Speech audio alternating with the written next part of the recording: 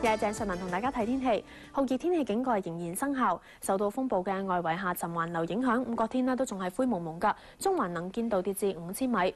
咁強烈熱帶風暴獅子山集結喺東沙以東，大約係190公里，喺南海東北部徘徊。而熱帶低氣壓南川就集結喺台北以西，大約係170公里，咁橫過台灣海峽㗎。由於南川係比獅子山弱啊，咁所以佢俾獅子山牽引過嚟㗎。天文台錄得氣温介乎28.1至33度，相對濕度喺57%至87%之間，吹輕微至和緩北至西北風。而家嘅氣温就係32度，相對濕度58%。跟住睇下天氣先生預測。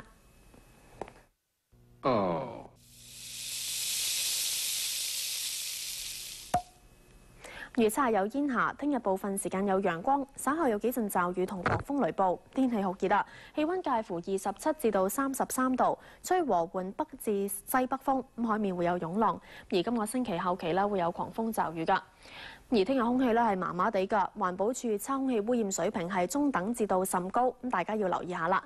而聽日嘅最高紫外線指數就係10，強度屬於甚高。跟住睇下其他城市嘅天氣。北京同上海有驟雨，成都多雲，廈門有雨，廣州係天晴。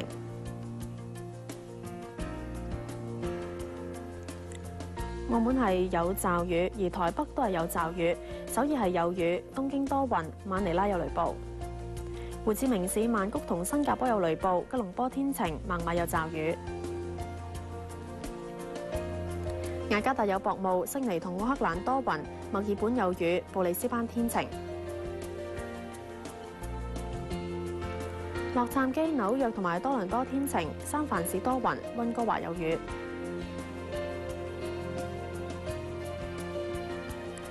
倫敦明朗，巴黎天晴，法蘭克福同阿姆斯特丹多雲，蘇黎世有雨。聽日報告完啦，拜拜。